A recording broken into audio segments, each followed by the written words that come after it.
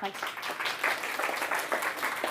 I feel I should start by asking for the sympathy vote, because when I was preparing this presentation 3 weeks ago, the phone call came in, HMI are coming. So if I look haggard and I read from this presentation and have typos on the screen, I hope you will forgive me. They left on Thursday and I haven't slept much this week, so apologies for that. In preparation for the 1954 film Brigadoon, the producer of said film, Arthur Freed, was shown possible filming locations around Scotland. After taking in the scenery, Arthur Freed went back to Hollywood and declared, "I went to Scotland, but I could find nothing that looked like Scotland." His reaction to real Scottish scenery highlights the problem with studying Scotland on screen, that there are preconceived ideas of Scottishness, which have been shaped by popular literature and magnified by film, television and the tourist industry. But it also highlights the opportunity for the secondary teacher, and not just of English and media, because film and TV played an enormous role in shaping the wider perception of Scotland and Scottishness. But given the few, certainly until more recently, Scottish auteurs in film, what has resulted is two contradictory depictions of Scotland, one steeped in rural myth and the other a gritty, miserablest idea of urban Scotland. The study of a range of these depictions of Scotland and the frequency of the recurrence of these depictions is worthy of a block of learning, opening up discussion about where these views came from and why they persist. In the geography classroom, pupils might study tourism and the way it has been shaped by and benefited from the way Scotland has been and continues to be presented on screen. In the history classroom, pupils might look at the accuracy or degree of romanticisation of our past. For teachers of English and film, Scotland on screen opens up a rich vein ripe for discussion about how we are presented on screen, both by ourselves and by others. Now, I'm going to start with a caveat. I've started with an apology. I'm also going to add a caveat. It will become quickly apparent that I am no expert in media.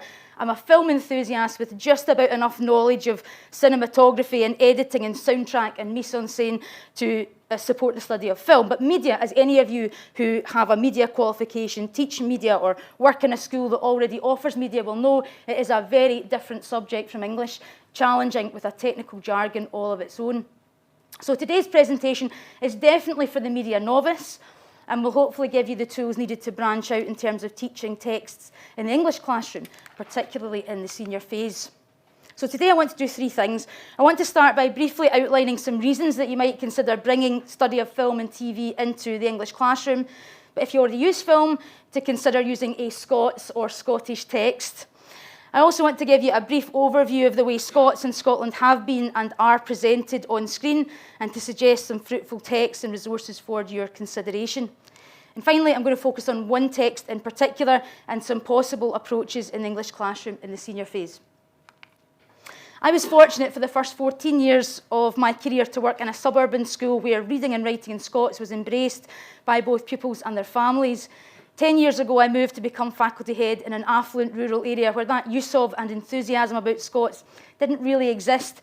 And one way I've got around that is by using film and television in the classroom. Now, traditionally, literacy is defined as the ability to read and write.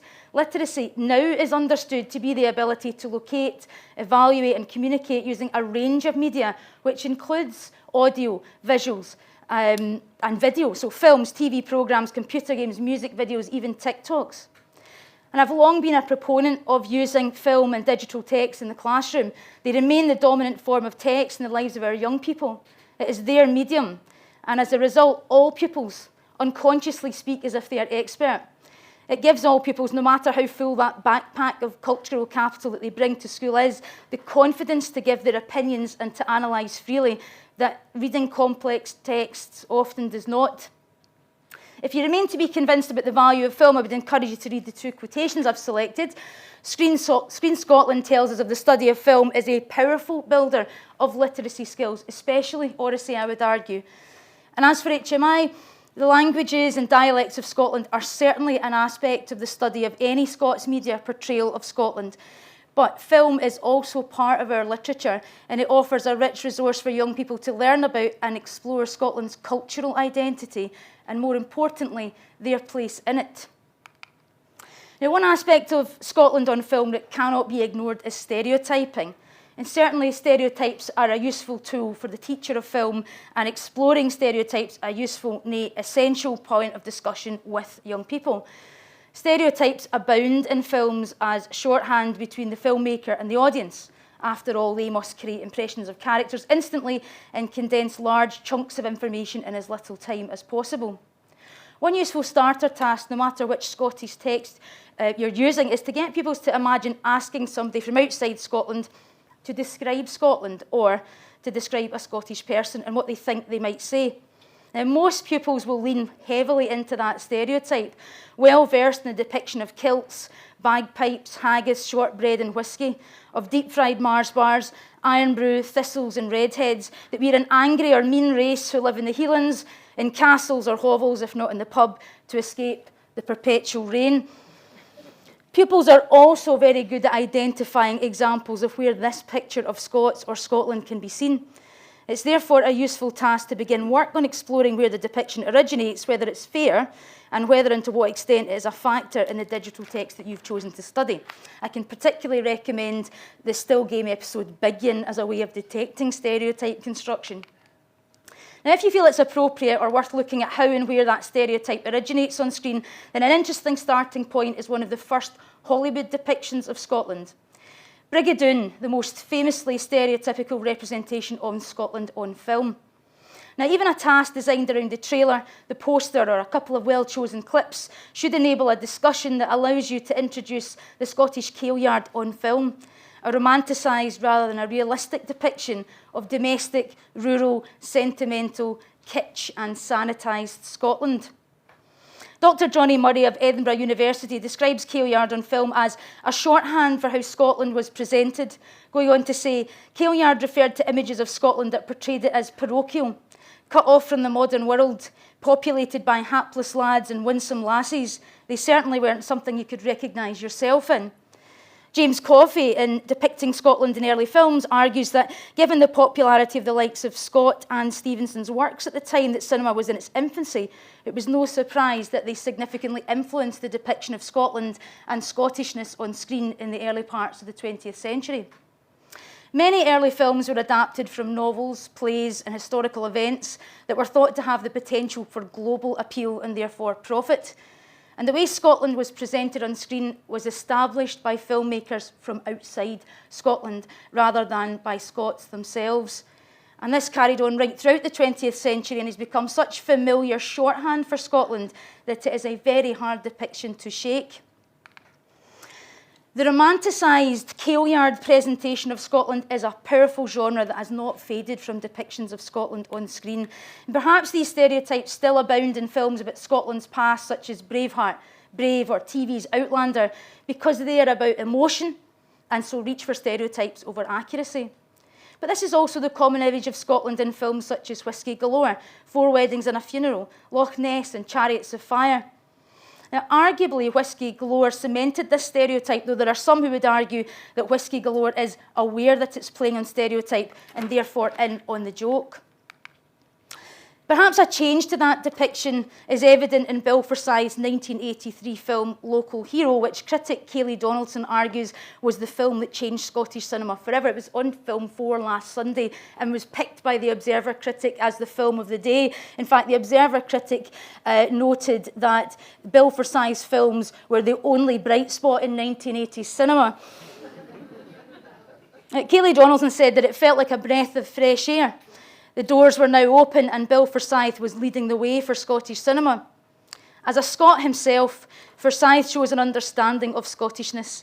The film blends what he knew locals would like, a self-deprecating humour, a hint of darkness and truth, while also using familiar tropes of myth and folklore and the mistrust of the outsider that he knew would sell to an international audience. The quite natural response in the latter half of the 20th century was to present an opposite view to the romantic Scotland, picking up from Local Hero, but perhaps going too far in the opposite direction in the attempt to balance the quaint and rural depictions of Scotland. This depiction is often referred to as kitchen sink miserablism. Donaldson argues that Bill Forsyth paved a way for something far sharper and more honest than the romantic depictions, Scotland as Scotland, for us, by us.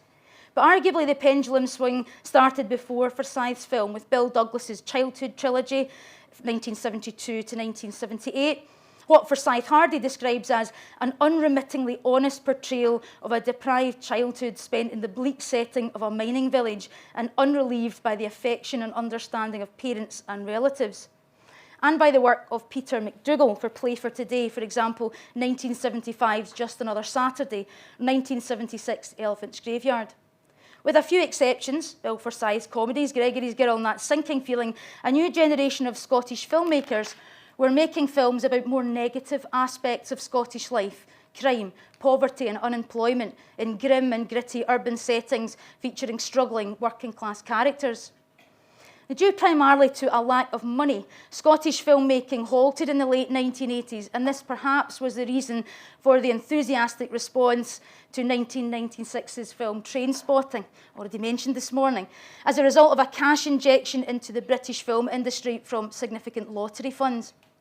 Despite being heavily criticised for glamorising the Edinburgh drug scene, the film showed the effects of drug abuse, using long shots of gloomy and unenticing Scottish landscape to suggest its emptiness against the smallness of the characters.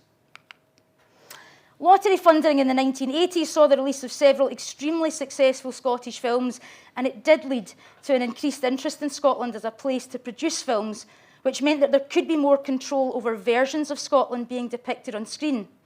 But the myth and the miserable are hard to ignore, and inevitably Scottish filmmakers still feel pressured to make films that will make money rather than present Scotland in a more authentic way.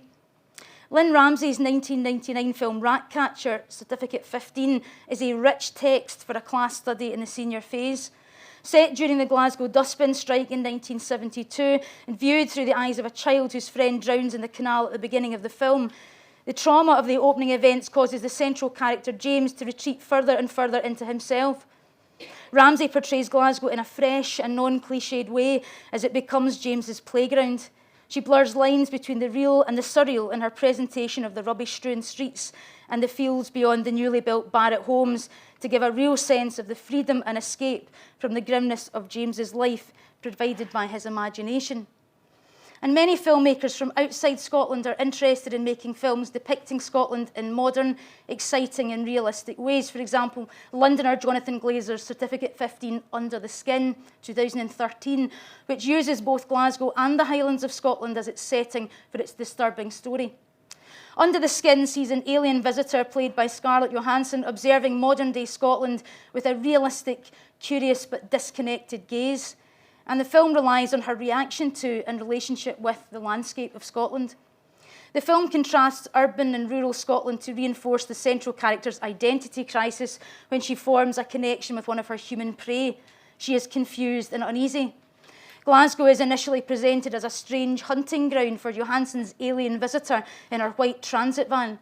But as her identity crisis deepens, she moves to the Highlands where Glazer takes the Scotland so familiar to us from screen depictions and injects a sense of alarm and distance, the alien alone in an alien landscape, her smallness set against the natural world.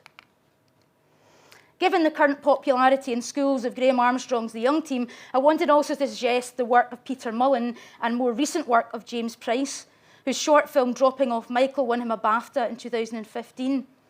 He went on to direct his idol Peter Mullen in the short film Skint, also worth a look, before working with Graham Armstrong, directing and co-writing a short based on Armstrong's The Young Team, Infectious Nihilism and Small Metallic Pieces of Hope, a great companion piece to The Young Team. This short and a video of both Price and Armstrong discussing The Young Team and the short film are still available on the Edinburgh Book Festival archive.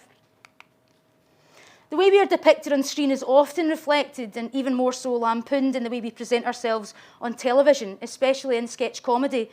So I would encourage you not to forget about TV and short films, excellent shorts, especially the Scenes for Survival filmed during lockdown, and recommendations of where to find other Scottish shorts are on your handout. Shorts and clips introduce and can augment your film study, providing engaging, introductory or supportive texts. Personal favourites are Stanley Baxter's Parley Amo Glasgow and Burniston's 2 Litres of Justice sketch, which are particularly useful in generating discussion around how Scots language is viewed and depicted on screen. In the final part of this presentation, I want to focus on one film in particular. Now, I've said that increased financial support in the 1990s as a result of a share of the national lottery revenues ignited Scotland's film industry. Ken Loach's films My Name is Joe, A Fond Kiss and Sweet 16 were all funded in this way. And arguably, this Northern English director has made the most notable and powerful depictions of Scotland in recent years with his Scottish screenwriter, Paul Laverty. A Fond Kiss explores an interracial love affair, Sweet 16, a teenager's relationship with his mother, and My Name is Joe, an alcoholic's struggle to stay sober. His most recent Scottish film was 2012's The Angel's Share. This is my favourite Scottish film to teach. Now, I'm going to try and convince you to use this film, but it's not without its problems in that there's a lot of swearing in it, and your school might not approve of that. As Maureen said, think about your learners and your context, but it is a text which opens up such great discussion because it combines both senses of Scotland on screen, the gritty social realism that Loach and Scottish cinema are famous for, and the romantic Kailyard tropes. The Angel's Share is about Robbie Emerson, sentenced to community payback for violence and 3 of his fellow paybackers. Robbie is a new father, desperate to break out of the cycle of violence in which he is trapped, and the odds are stacked against him. He's long-term unemployed, locked in conflict with Clancy and with girlfriend Leonie's brutal father. He discovers a talent for whisky tasting, and when a valuable cask of malt mill whisky comes up for auction, he and his friends plan a heist to change their fortunes. The title refers to the name those in the whisky industry give to the percentage of whisky that evaporates from casks each year. When the 4 community paybackers decide to steal their own Angel's Share, they enter the world of whisky. The elite whisky experts, rich Americans, tartan and touristry. Pupils must confront issues around the clashing of classes, must discuss the way we present ourselves to the world, what is true and false about that image, what they like and do not like about that image, who it serves and who it does not. Now, I'm going to say a wee bit more about the Angel's Share, but let me just digress for a moment, because if you haven't ever considered using film in the classroom, I would urge you to do so. It engages all and it improves oracy and literacy. Discussing visuals means people are forced to focus on analysis, but also in these cash-strapped times, a film study can be a cheap alternative to a class set of texts.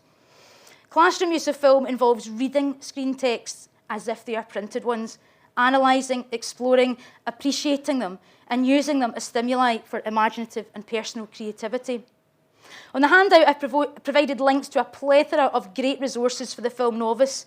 If you want to access some excellent resources for teaching film at all levels, you can do no better than to start at Screen Scotland and the excellent teaching resources on Screen Shorts.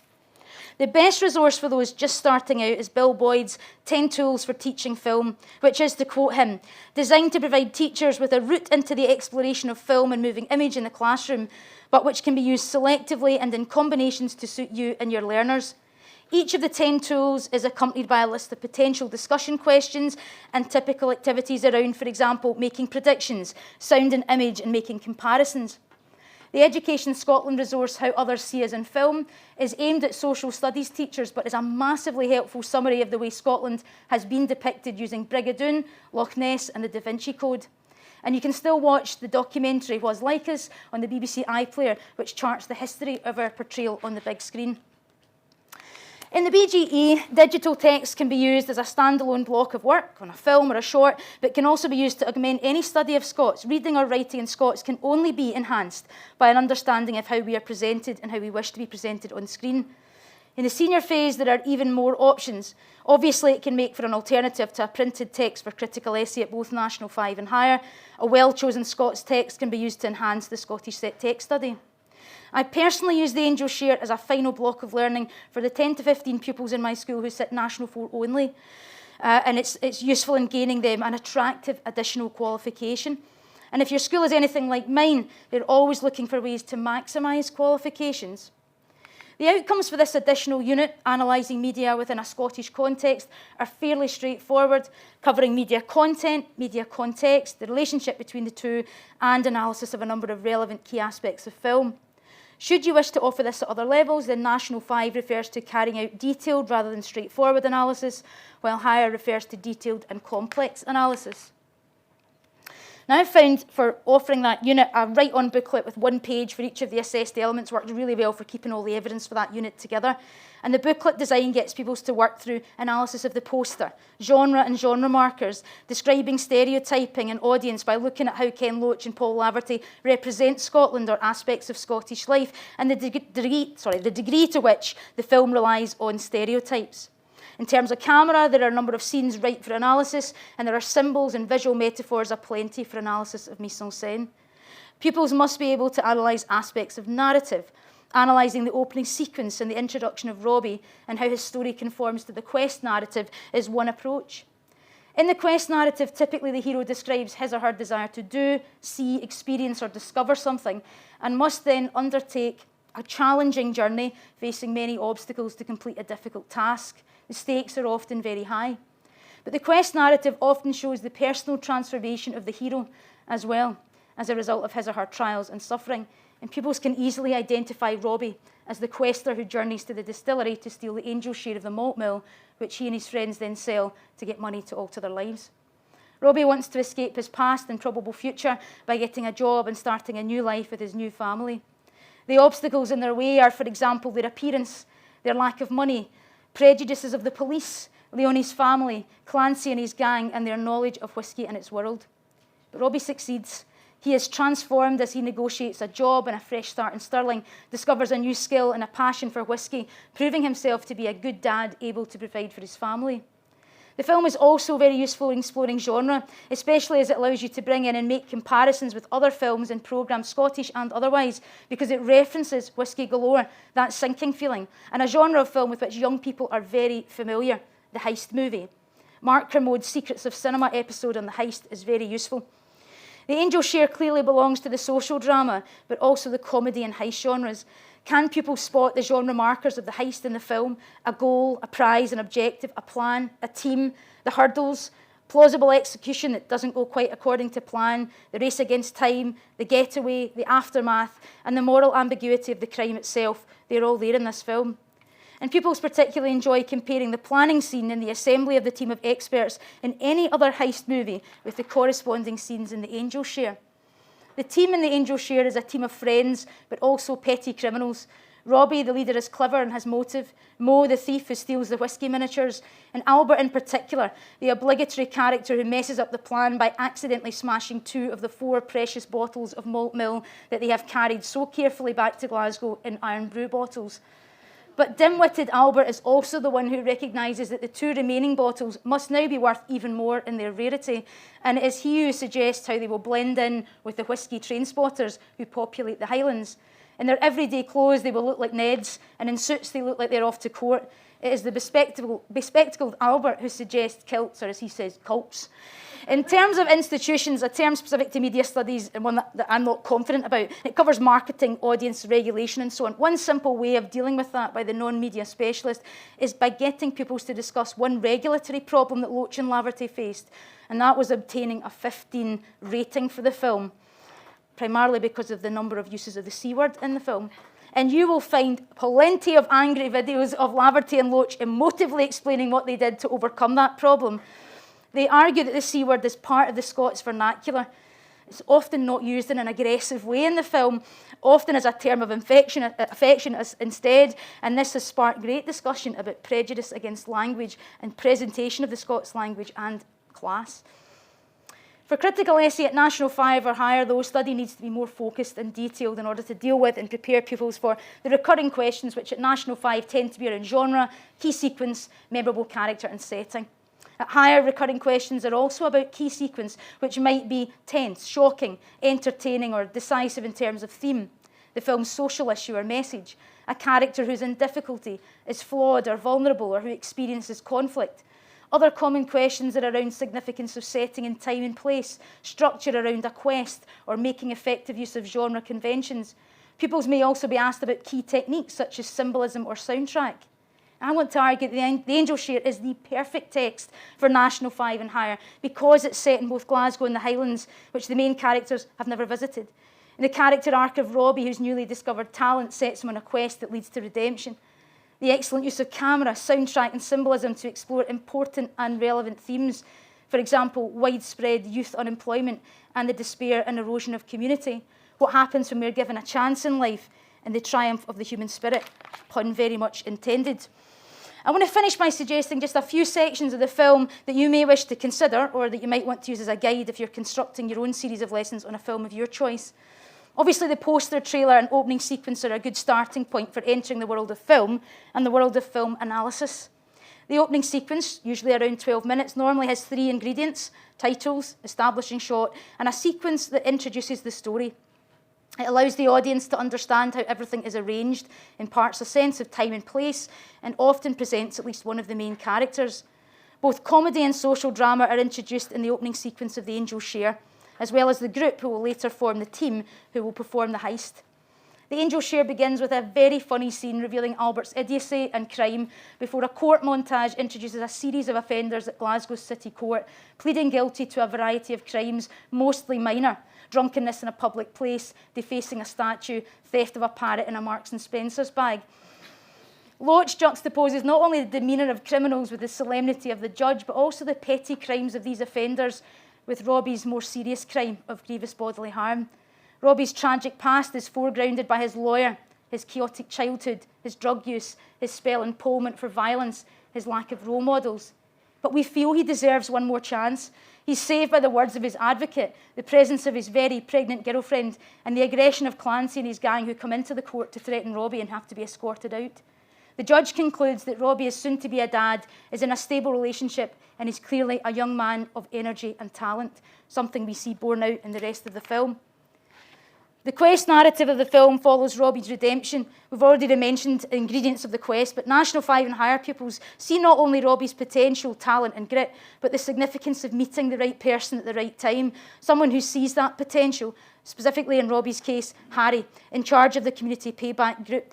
Harry, the unpatronising connoisseur of the single malt, who gives him a chance and who in the end is rewarded with one of those 2 precious bottles of the stolen malt mill. Harry is Robbie's angel, and so is left his angel's share.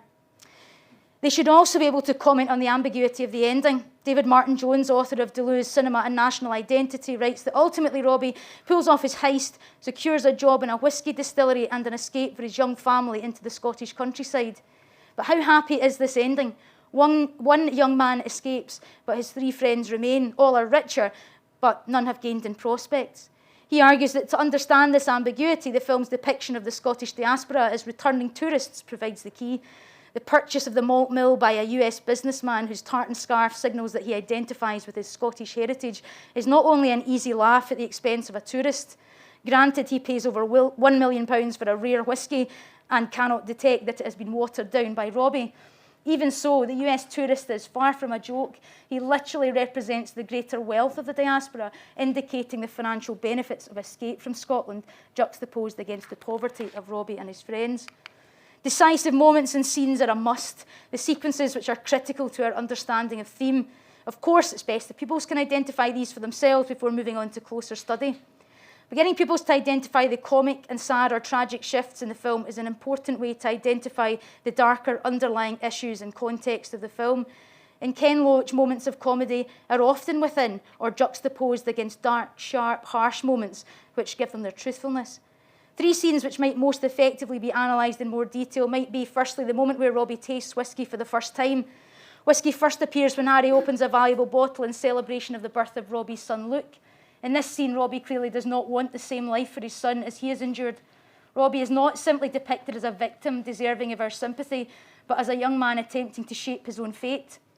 A second worthy scene of close attention is the one in which Robbie is attacked by Leonie's father and uncles. In this scene, Robbie has come to see Leonie, who's gone into labour. He's asked Harry to come along with him as he's frightened of the reaction he will get because of his facial scar. He's brought some flowers. All of this means we're on Robbie's side as he walks along the hospital corridor with Harry. The editing moves from slowly following Robbie along the corridor to a handheld shot when he's grabbed by the 3 men and thrown down the stairs. Along with the shouting, it makes the scene violent and chaotic. The fact that Leonie's father and her 2 uncles are much bigger than Robbie is emphasised by camera shots from above or over Leonie's father's shoulder. From this vantage point, we see him destroying the phone, warning him to stay away from Leonie and the baby, and punching and headbutting Robbie. We're focused on Robbie's face, bleeding and crying out in pain and protest. After the attack, Robbie is shown in a high-angle shot lying bleeding on the floor, small, vulnerable and powerless against the violence and threats of Leonie's family. And finally, I would recommend the scene in which Robbie has agreed to come and meet Anthony, the young man that he permanently disfigured in a drug-fueled attack and which led to his spell impalement. Leonie encourages him to go when the letter from the Talk After Crime group arrives. It makes for an interesting look at how Ken Loach shifts the audience's sympathies, using the camera to shift sympathy to Anthony, his victim, before returning them to a broken Robbie. Anthony narrates that night's events over a flashback, showing a very different Robbie in this unprovoked, drug-fueled attack, again using the handheld camera to depict the speed, violence and chaos of the attack. In the final shots of the scene, Loach uses a close-up on bloodied Anthony, unconscious after the attack, to a close-up on Robbie, back in the meeting room, head down, crying, guilty, but with nothing to say, too ashamed to even say sorry. In terms of soundtrack, the film lends itself well to discussing how sound is used to move between darker scenes, such as the one with Anthony, into a more light-hearted one, such as where Harry takes the community payback group to the distillery as a treat, or the uplifting final scene making effective use of the Proclaimers as Robbie and Leonie drive away to a new life. Pupils enjoy the discovery and discussion of symbolism, and this film uses a number of visual metaphors to depict Scottishness and to underline ideas of escape, talent and redemption. We see Robbie looking at books about whiskey. He's making notes and his pages bookmarked. We're reminded of the judge's remarks at the beginning of the film about Robbie being a young man with energy and talent. Books represent a way out of poverty and the cycle of violence he's in. They represent education, a chance for a better way of life, and his studying shows us how much he wants to change. He's reading books in a dirty mattress in a bare room. This contrast shows why he needs to escape and gives him a strong motive for wanting to better his life. In another scene, he shows the effects of his studying, with his memorised descriptions and histories of various whiskies. Whisky is the predominant symbol. It is, as is depicted in the use of books, Robbie's apprenticeship, and it is the industry in which he finds a job at the end of the film, reminding us that whisky may sell to tourists, but it also gives a livelihood to Scots. For Robbie and his friends, whisky belongs to a different world. For example, in the council flat whisky tasting, the language of whisky tasting comes out of the mouths of Robbie and his fellow community payback friends. Even the fact that they decant the whisky into iron brew bottles reveals the incongruity between their lives and the world they have entered. None of them have ever tasted whisky. Robbie has never tasted whisky or been out of his city. And when whisky takes them to a tasting in Edinburgh, Albert does not recognise Edinburgh Castle. Harry asks if there are no shortbread tins in his house. But a more serious point is being introduced. Once the heist plan is put into action, the film is full of stunning tourist vistas that we are well used to seeing on screen, those beautiful panoramic shots of the Scottish countryside. But David Martin Jones argues that the film uses its touristic locations to demonstrate how little the central characters know of the Scotland that tourists visit. Arguably, whisky is the saviour for a group of Glaswegian petty criminals who use it to change their lives. While Loach is reluctant to suggest that the distilling process is a metaphor for a fresh start for his characters, it plays a more significant role than mere plot device. The comparison is with Kes, Loach says, referring to his 1969 film about a kestrel and a lonely schoolboy. The bird obviously is the free spirit that the boy can never be, but we never talked about the metaphor at the time. The audience just has a sense of it. And so The Angel's Share explores themes of poverty, deprivation, violence, crime, and in the whisky heist that it becomes, there is unlocked talent, potential, and ultimately redemption and the triumph of the human spirit. It is a film that presents, challenges, and distills all the elements of the way Scots and Scotland have been presented on screen, making it a film worthy of your consideration. Thank you very much.